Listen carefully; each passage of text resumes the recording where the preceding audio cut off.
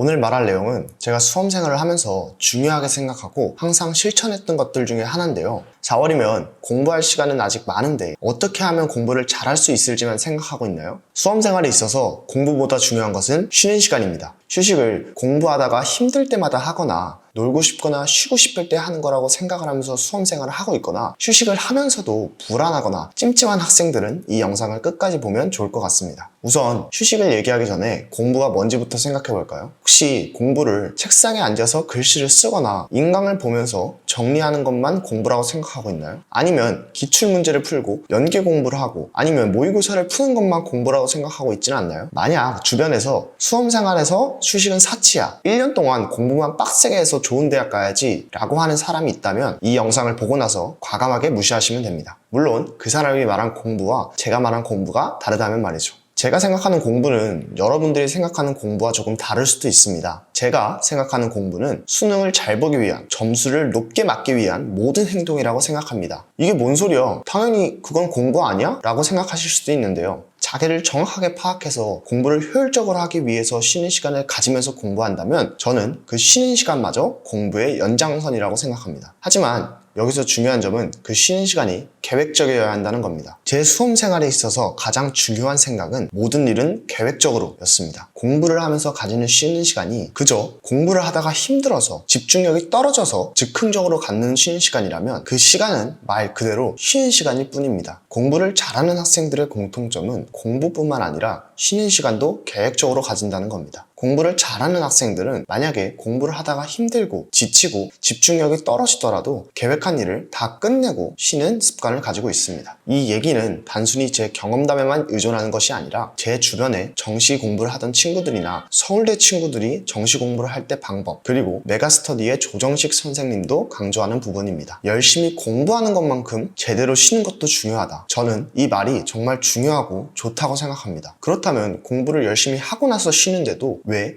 불안하고 찜찜한 기분이 드는 걸까요? 그건 제대로 쉬어본 경험이 없거나 혹은 공부를 하기 싫어서 도피처로 휴식을 갖기 때문입니다. 공부가 하기 싫어서 쉬는 것에 대해서는 얘기하지 않겠습니다. 그건 누구나 잘못됐다고 생각하잖아요. 다시 본론으로 들어가면 혹시 여러분들은 시간이 남아서 쉬는 게 아니라 쉬는 시간을 만들어서 쉬어본 적이 있나요? 만약 없다면 이 영상을 보고 오늘부터 실천하는 것을 추천드립니다. 일주일만 쉬는 시간을 가지고 계획적으로 쉰다면 같은 공부를 하더라도 오히려 시간이 남고 더 효율적으로 공부할 수 있습니다. 대한민국 입시에서 공부하는 것을 계획한 적은 있어도 공부를 시작하기 전부터 쉬는 시간을 생각하고 계획하고 쉰다는 것은 쉽지 않은 경험일 겁니다. 그래서 여러분들이 쉬는 것에 대해 불안감을 갖고 열심히 공부한 후에 쉬면서도 이렇게 공부 안 하고 아무것도 안 하고 쉬어도 될까? 라는 생각을 가지고 있는 겁니다. 제대로 공부해본 사람이 공부를 잘할 수 있는 것처럼 제대로 쉬어본 사람이 좋은 휴식을 할 수 있다고 생각합니다. 그렇다면 휴식의 중요성은 알겠는데 어떻게 쉬어야 좋은 휴식을 했다고 할 수 있을까요? 휴식에서 중요한 것은 휴식을 하면서 관계가 적어야 한다는 겁니다. 예를 들면